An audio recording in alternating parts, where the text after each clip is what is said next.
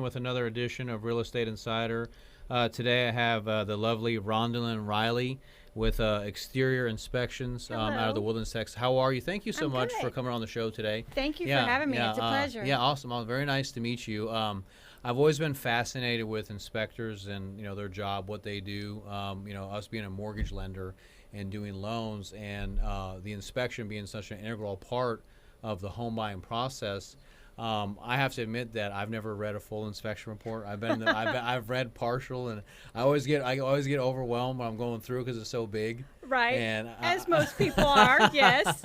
So I've been in the business now for like 15 years, but I've always been fascinated by it, and I'm just really curious to learn about the job. What does it entail? Why is it so important to get an inspection?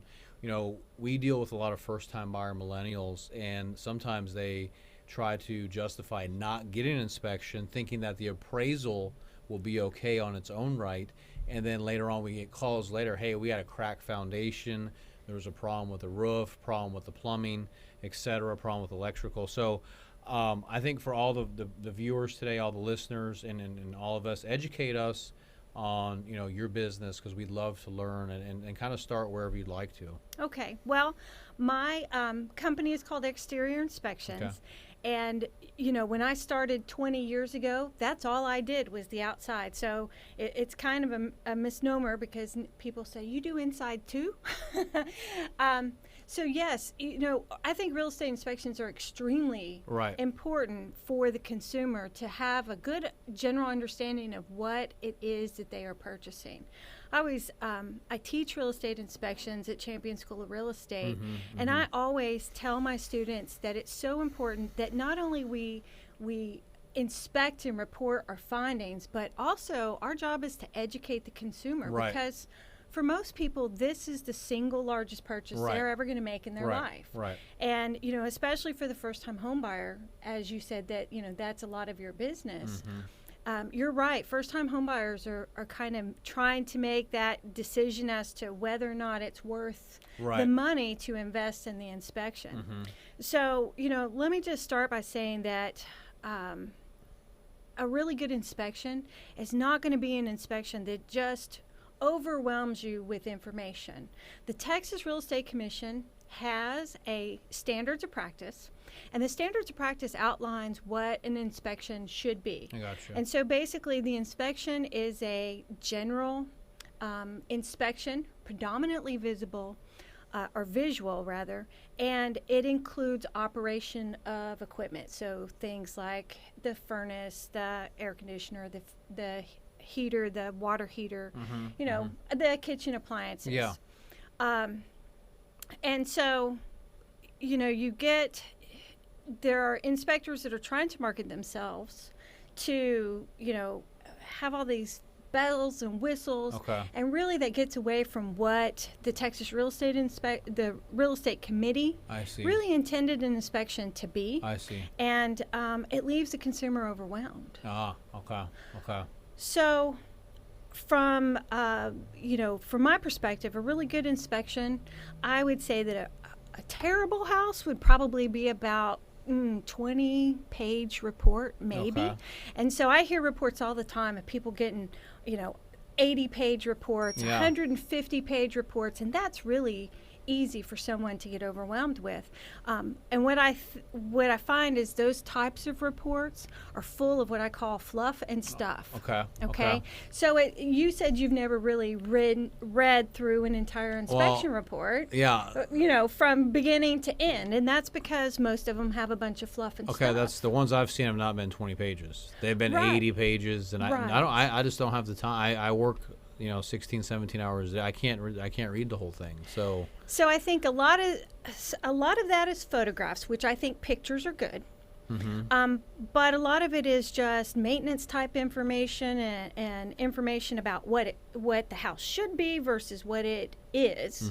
And so I'm not necessarily an advocate of summaries on inspection reports, but what I am is an advocate of giving you the meat and potatoes. Right. What Okay. is the information that the consumer needs in order to make an educated decision? And then if you want to tell me later on in a separate publication or in the back of the report about why I shouldn't have trees close to my foundation.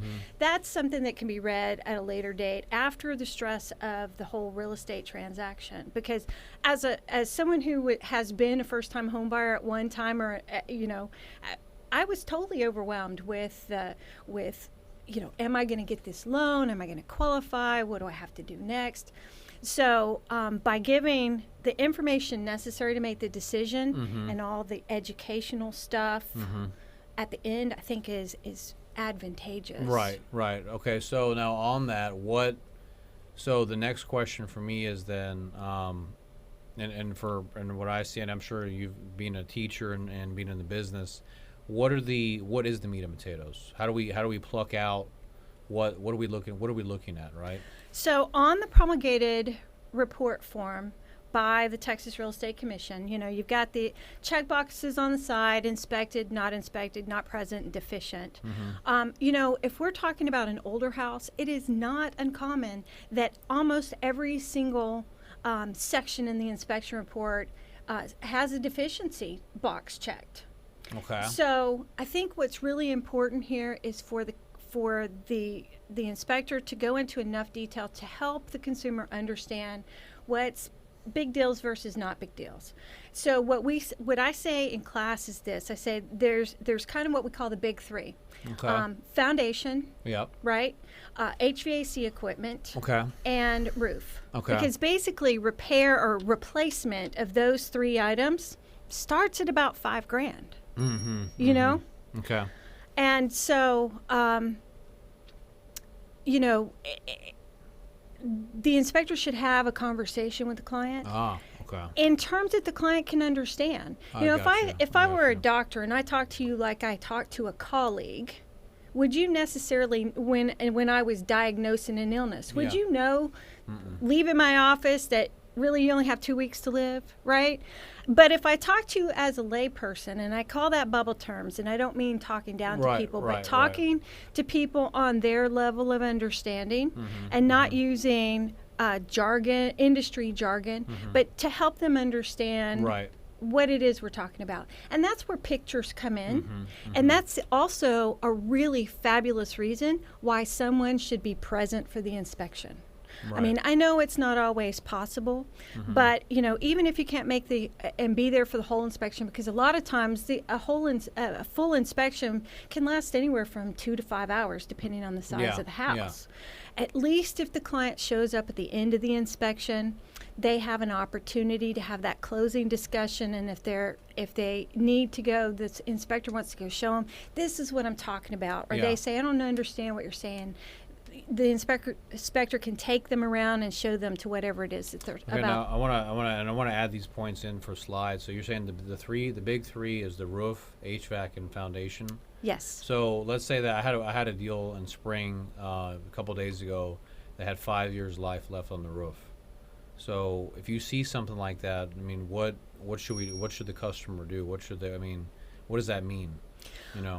Should they go ask the seller, hey, can you replace the roof or give me some escrow repair money to fix the roof, or do they still buy the house? Because that was one of the things that the customer was asking me. I was like, well, what did the inspector say? I don't know. I mean, well, so it's kind of ironic that you said that it had 5 years of life left. One of the specific limitation provisions in our Texas Standards of Practice, it says that we're not required to determine the remaining life expectancy of roof covering materials. But that being said, if I see a roof that shows what I would consider excessive wear, and we can even tell you that the roof is nearing its anticipated life expectancy without saying you got 5 years left. But let's just say, for example, that you do have 5 years left on that. I think you're probably going to be hard pressed to get a seller to contribute to repairing or replacing a roof that still has 5 years worth of life left in it, right? So I think that at that point that it is beneficial for someone to get an estimate as to what it would cost to replace the roof, okay, so that they have an idea of what kind of money that they're looking at, and then determine whether or not that's something that they're really going to be able to do in 5 years. You know, kind of like when you own a commercial property and you have, you know, your capital reserves for your improvements or repairs, right? So would you say, so let me ask this, would you say like minor stuff like maybe broken dishwasher, or maybe like there's a crack or something on the wall, there's like, you know, little stuff like that, so you're saying don't really stress out about that? Or I mean, well, I think it is going to be all dependent on each buyer's situation. Okay. When I bought my first house, you know, I tell people, my husband and I were eating ramen noodles and instant oatmeal for like, you know, a whole year trying to save up money to be able to make a down payment on our first house. So we had no money to invest. And if a dishwasher went out, Rondalyn was the dishwasher, right? So, you know, we can't anticipate the life expectancy of appliances. What we can do is, through inspection and operation, tell you, number one, whether or not it worked today, and secondly, whether or not there are problems with it. And, you know, if the problems are such that the inspector feels like that it's you know, it's nearing the end of its serviceable life, then, you know, you just have to be able to know whether or not you're going to be able to afford to replace that on your own dime. Because if it's working at the time of inspection, a seller may not be willing to contribute. Gotcha. Now, what is important for a seller to contribute? Big dollar things that aren't working at the time of inspection, or things that are what I consider life, health, safety issues. Life, health, safety is always paramount. So, you know, if we've got a problem with the electrical system, something, you know, loose wires that are not terminated properly, that, you know, a child could grab hold of, you know, not properly GFCI protected for shock hazard, circuits for the Whirlpool bath, you know, those kinds of things. And then, of course, things that are going to be big money repairs. Like, for example, my specialty is stucco and water intrusion. And so many times, you know, we will do a stucco water intrusion inspection. And it's not uncommon for the cost repair estimate to be somewhere between anywhere from $5,000 to $55,000, depending on the size of the house, how significant the water intrusion is. And so, you know, those large dollar items should be negotiated, I think. Now, that being said, if you read the front of the Texas promulgated form, it tells you right in black and white on the front of the form that the inspection report is not intended to be used as a negotiation tool. But we all know that that they are used. Right. Now, let me ask this. I get this question asked a lot. Does a new home need an inspection? New homes absolutely need an inspection.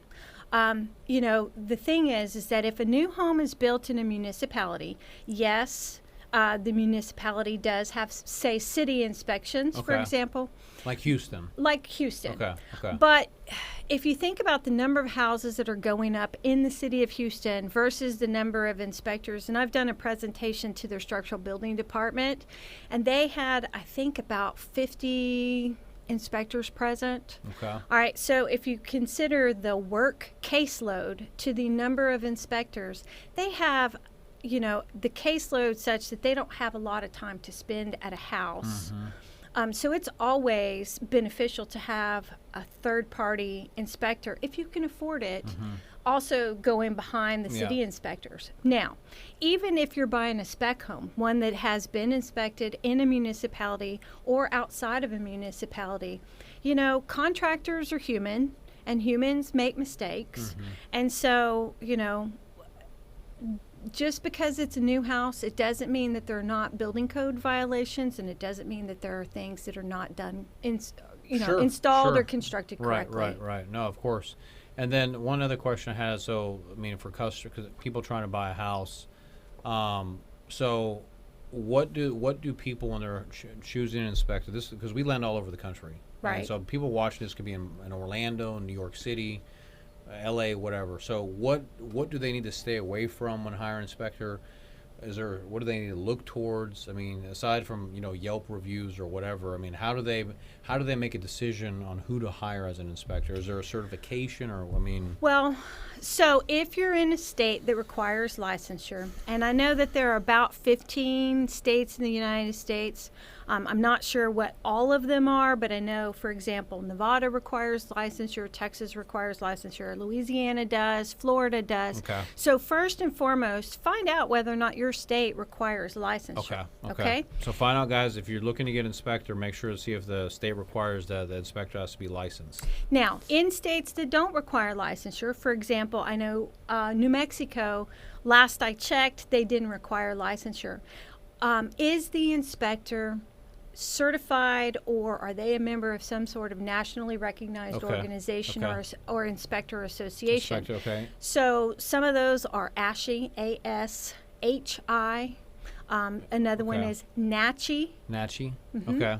Or InterNACHI. Okay. And so they this offer. Is important. We got to add these slides up there, guys, for everybody to make sure we see that. Okay. So, you can check with the inspector associations, you can check with the state's licensing bodies, and then the other, and I'd say probably the best outside of making sure they're properly certified or licensed, is word of mouth. Mm-hmm. A lot of people know somebody who's bought a house. Yeah. I can tell you that we'll definitely start recommending you now. I mean, now that we've met, and I feel real comfortable with you. I mean, whenever we get, we do, on average between 50 to 80 closings a month, and so definitely if we get them, we'll say, hey, call Rhonda and see what she can do to help you. So I think word of mouth is very important. I agree. Yeah, I think that's the best advertising. Yeah. Okay. So now let's say that we're doing I know that you cover. I'm amazed by this, but now you said that earlier. Now you're based out of the Woodlands, but do you go to like Austin and Dallas, or do you have a team that does that, or how does that work? Well, I am the lead inspector, okay. And then I have one other inspector, TJ. George, she's my associate inspector, and we work together. I got you. And we travel pretty much everywhere. If we're talking about a real estate inspection for, a 1,500 square foot home, and it's just the real estate inspection, it's probably not cost efficient to have me drive from Houston to say Austin. But if it's a larger purchase and especially if you're needing some specialty inspection, right. Absolutely. Okay. And so, but basically, let's say that's a Houston deal, and anyone that you guys are buying a house in Houston, any of our customers, or if you're watching and you're doing another deal somewhere else, how do people get in touch with you? Do you have a website? Do you have a phone number? How can they find you? So we do have a website. Okay. It is www.exteriorinspection.com. Okay. Or they can call my office at 281-353-8686. Okay, I got you. And then they would just set up an appointment and then get it kind of routed or set up. Yes. So all the scheduling goes through our office manager. Okay. Her name's Melanie. Okay. And she does all the pricing and all the scheduling, and we could get you taken care of. Yeah. No, that's awesome. Well, no, I'm really glad that you came on today, and I think that you hit, some of the biggest things. But I guess one of the final things, the takeaway that for people out there that are skeptical about getting an inspection, or they're worried about the cost, you definitely an advocate. I'm an advocate. I always tell people, listen, it's not an expense, it's an investment, because if you buy that house, I've gotten a call one time from a guy that bought a home that decided not to get an inspection, and later on found out that he had like $20,000 worth of foundation problems, and he was stuck with it, and so and then he would have just spent a little bit of money up front to get the inspection done, that could have prevented him, and so. Well, and I have a similar story, if I can just add it really quickly. Sure. Which is I had an associate in New Mexico where there was no licensure requirement for inspectors, and he asked whether or not he should get an inspection or a home warranty, because he had about $350, and that's all he had. And he was advised that, well, if you get the home warranty, it'll cover anything that goes wrong. So he chose home warranty over inspection. And a few months later, there was galvanized plumbing pipe in the house, and it sprang a leak and caused a lot of damage. His insurance company paid for the repair of the water damage. But they dropped his policy, his homeowner's policy, because they were no longer willing to write that risk. And they weren't going to pay for him to replace the galvanized pipe in his house. And that was the only way that they were going to rewrite his policy. So a home inspection is absolutely paramount. I agree with you. Rondalyn, thank you so much for coming on the show today, guys. This is Exterior Inspections Incorporated out of the Woodlands, Texas. You can find them on the web at exteriorinspections.com. You can also reach them directly at 281-353-8686. They are masters with this. We're definitely going to start using you guys too. So very nice to have you on the show. It was a pleasure. And a pleasure meeting you guys. This is another edition of Real Estate Insider. We'll see you guys next week. Take care. Bye-bye. Bye.